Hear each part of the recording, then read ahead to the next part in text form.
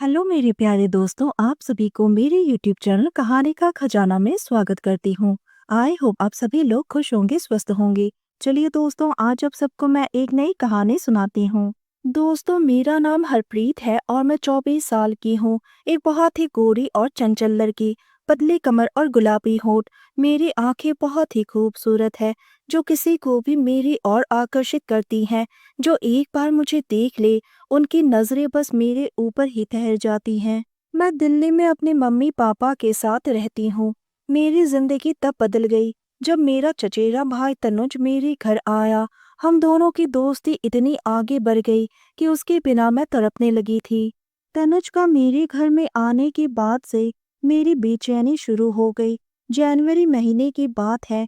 दिल्ली में कपकपाती सर्दी और हवा में ठंडक थी।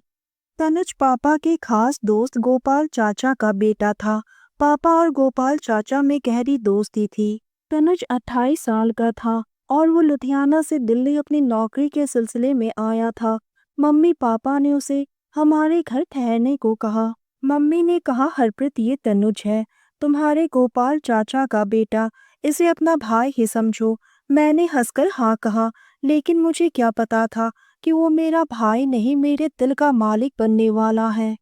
तनुज एक लंबा चौड़ा पंजाबी लड़का था। वो इतना हैंडसम था कि कोई भी लड़की उसे देखकर ललचा जाए। पहली बार जब वो हमारे घर आया तो उसने मुझे अपने गले से लगाया। वो कहने लगा, हरप्रीत, तुम बहुत ही बड़ी हो गई हो। मैं उसकी बाहों में थी और उसकी गर्म सांसें मेरे गले को छू रही थी। मैंने भी जवाब दिया, हाँ भाई, आप भी बहुत हैंडसम लग रहे हो, और हंसते हुए कहा, लेकिन आपसे मिलते ही मेरा दिल खुश हो गया। दोस्तों, चैनल पर नए आए हैं तो इस वीडियो को एक लाइक करें और चैनल को एक सब्सक्राइब करें, ताकि ऐसी ही कहानियां आप सबके समक्ष प्रस्तुत कर पाए। चलिए दोस्तों, अब कहानी में आगे बढ़ते हैं और आपको यह कहानी सुनाते हैं। कुछ दिनों तक सब कुछ ठीक ही चल रहा था। ठंड बहुत ही ज्यादा बढ़ रही थी और रात गुजारने में मुश्किल होने लगी। तनुज मेरे बगल वाले कमरे में रहता था। एक तो ठंड की रात और ऊपर से उस दिन मैंने एक पतली सी नाइटी पहनी थी और मैं पानी लेने के बहाने से किचन में गई। मेरा तो मन कर रहा था कि एक बार तनुज का दर्शन हो जाए। मैं ग्लास में पानी भर रही थी। उसी वक्त वो मेरे पीछे खड़ा हो गया। उसने एक अलग ही लहजे में पूछा, इतनी रात को तुम किचन में क्या कर रही हो? मैंने पीछे मुड़कर उनकी आंखों में देखते हुए कहा, भाई, वो गला सूख रहा था, पानी लेने आई थी। वो मुझे ही देखे जा रहे थे। उन्होंने अपनी कदम मेरी ओर बढ़ाया और अपना हाथ मेरी कमर पर रखते हुए कहा, हरप्रीत, तुम बहुत ही खूबसूरत हो। उसने अपना हाथ मेरे गालों में फेरा और अपनी उंगलियों से मेरे होठों को छू रहे थे। मैं एकदम से सिसक पड़ी और कमजोर आवाज में कहा, भाई, ये गलत है। इसी तरह से दिन बीत रहे थे। 13 जनवरी की रात थी। मम्मी पापा पड़ोस के घर में लोहड़ी मनाने गए थे और घर में सिर्फ मैं और तनुज थे।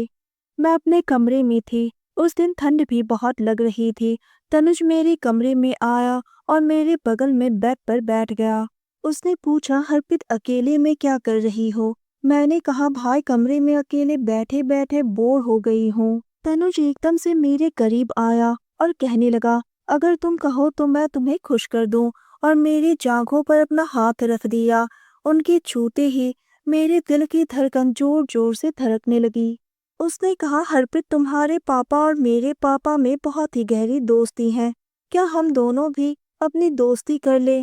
मैंने शर्माते हुए अपनी नजरें झुका ली और कहा, घर वालों को पता चल गया तो? उसने कहा, पता चलता है तो चलने दो, तब हमारा रिश्ता और भी ज्यादा मजबूत हो जाएगा। वो अपनी उंगलियों से मेरे बालों को सहलाने लगी। मुझसे रहा नहीं जा रहा था। मैं तड़प रही थी और मैंने अपने आप को उसे सौंप दिया। उसने अपने शर्ट को किनारा किया। हम दोनों अपनी दोस्ती में एक कदम आगे बढ़ गए।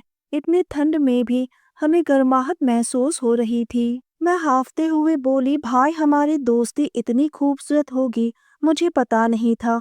उसने मेरे होठों को चूम लिया। मैंने कहा, ये क्या था? तो उसने कहा, यह हमारी दोस्ती का तोहफा था। तनुज अभी भी हमारे घर में ही रहता है और उस रात के बाद से हम दोनों की दोस्ती और भी गहरी हो गई। तो दोस्तों, यह कहानी सुनने के बाद आप सबकी क्या राय है? हमें कमेंट करके ज़रूर बताइए और साथ ही इस वीडियो को एक लाइक करें, चैनल को एक सब्सक्राइब करें और नोटिफिकेशन बेल को भी ज़रूर दबाएं ताकि अगली अपडेट सबसे पहले आपको मिले। दोस्तों, आपके एक लाइक और सब्सक्राइब से बहुत ही मोटिवेशन मिलती है कि हम ऐसे ही कहानियाँ आप सबके समक्ष प्रस्तुत कर पाए। आप सबने अपना कीमती समय निकाल कर इस वीडियो को सुना, इसके लिए आप सभी को धन्यवाद करती हूँ। धन्यवाद दोस्तों।